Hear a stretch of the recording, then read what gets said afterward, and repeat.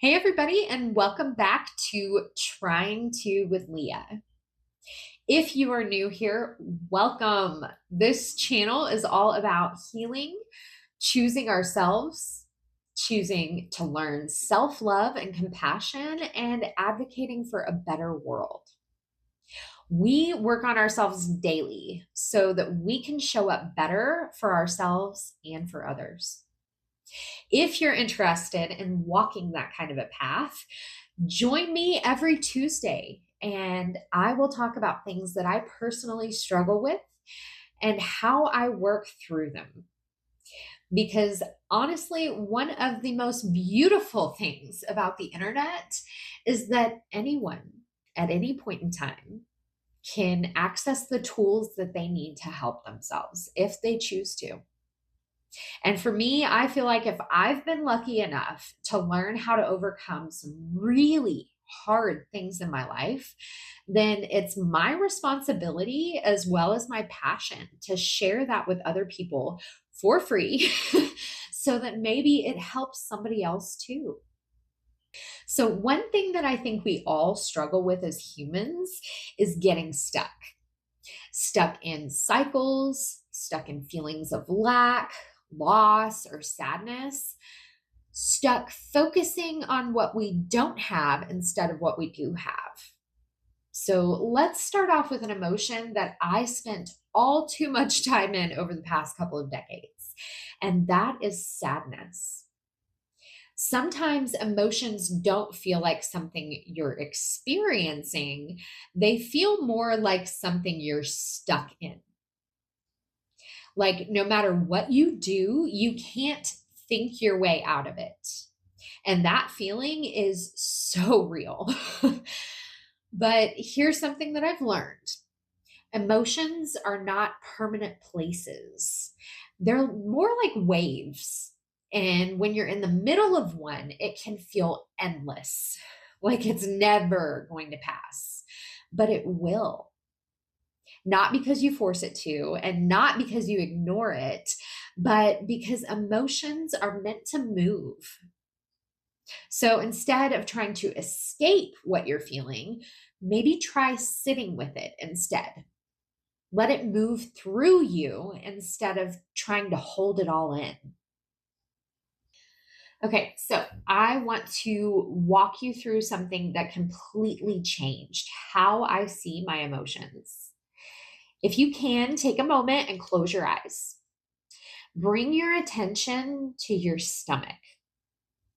Notice the sensations, the movements, maybe the sounds, a little bit of hunger. Sit with it. Right now, you are the stomach and nothing else exists. Now, let's shift your awareness to your left foot. Stay with me here. Feel your toes. Move them if you want. Notice how they feel. You are the left foot and nothing else exists. Now let's bring your awareness up to your forehead. Sit there for a moment. Feel it. And when you're ready, go ahead and open your eyes. Here's what I've learned. When we feel overwhelmed by emotions, it's often because our awareness is too zoomed in. Imagine that your body has a kidney stone, but your awareness is stuck inside your left foot. All you feel is this radiating pain with absolutely no explanation.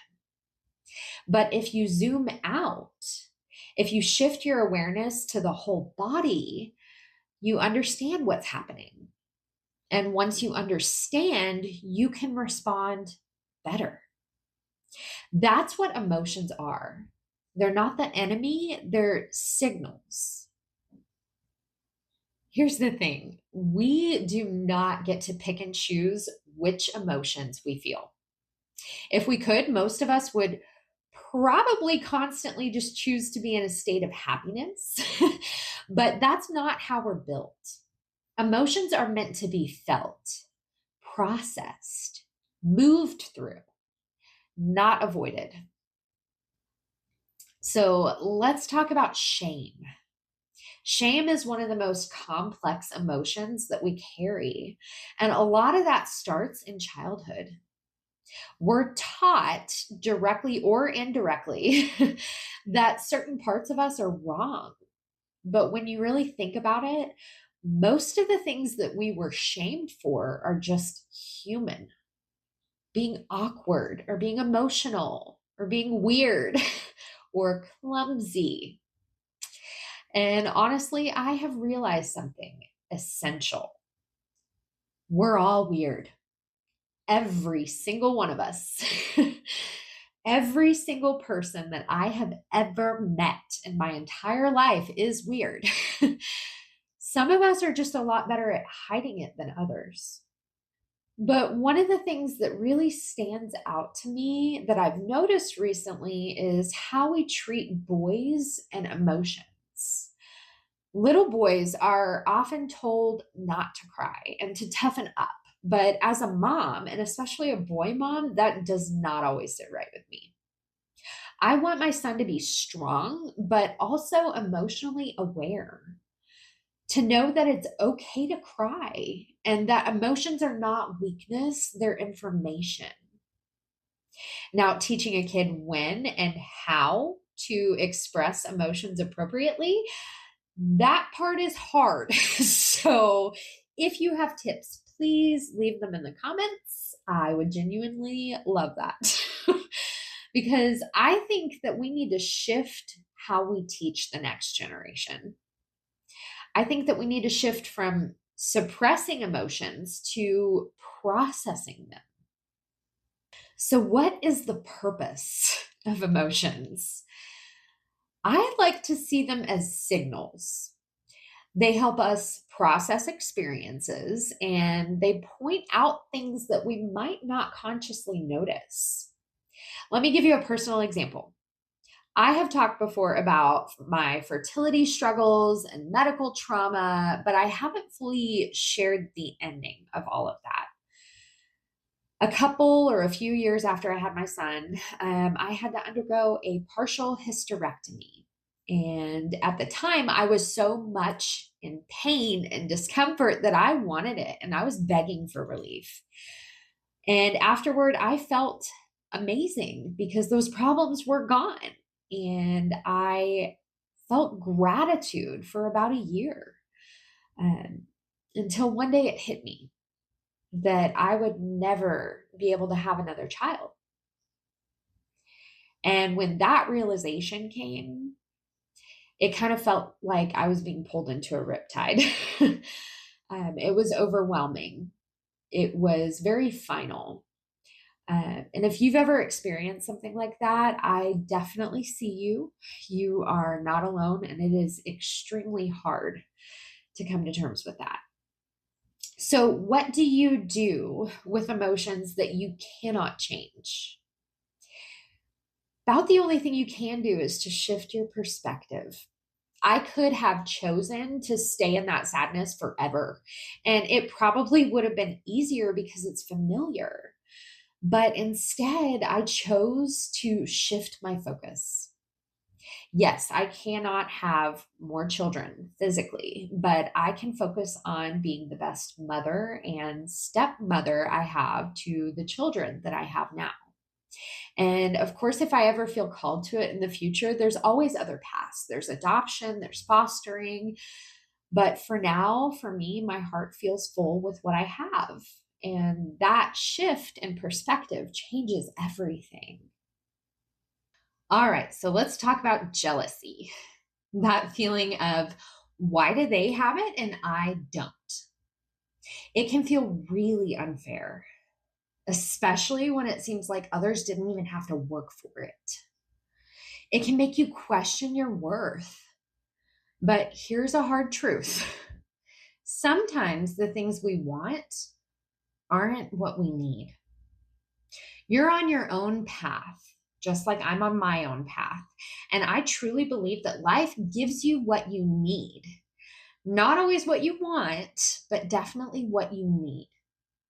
And the powerful part is you always have the ability to shift your perspective.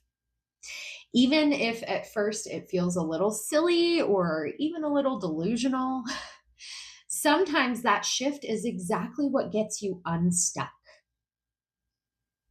So, quick story. At my most recent job, we had frequent potlucks, luncheons, birthday parties, pretty much any excuse for food. And I had just started on my health journey. So there I was with my veggies and ranch, watching everybody around me indulge in the most amazing looking food. And I felt deprived. So in that moment, I made a decision. Call it delusional. I certainly did. But I decided that as part of my diet, anything green counts as healthy. Enchiladas with verde sauce, healthy. Green frosting on the birthday cake, healthy. Green M&Ms, healthy.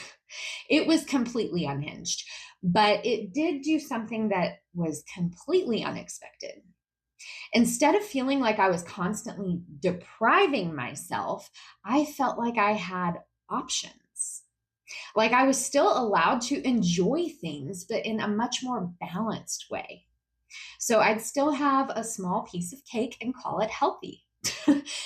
Sometimes I'd skip it entirely, but I didn't feel forced anymore. And that small, slightly ridiculous shift gave me momentum, which turned into confidence, which turned into real change. Perspective applies to everything, even something like losing a job. You can think, this is terrible. I have lost everything. Or you can think, this wasn't right for me. And now I'm free to find something better. Is that easy? No, not at all. But if you practice looking for the good, your brain starts to do it automatically. And if nothing else, you gain clarity on what you do and don't want. And clarity is powerful. Fear and anxiety used to completely control my life. I made decisions literally to avoid certain feelings. But I've learned that a lot of those fears were based on things that weren't even true.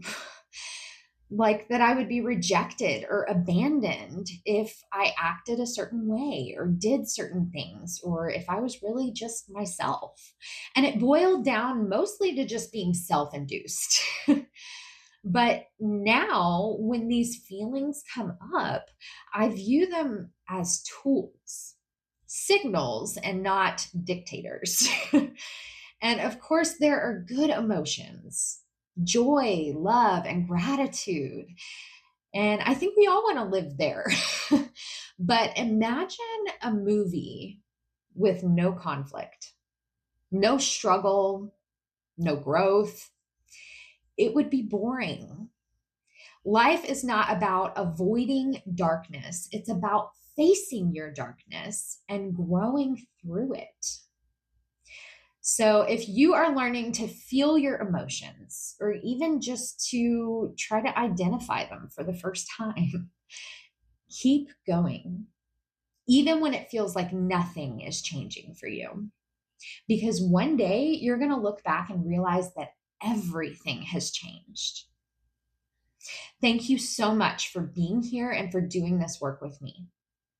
Join me next Tuesday. And remember, life gets so much better when you try.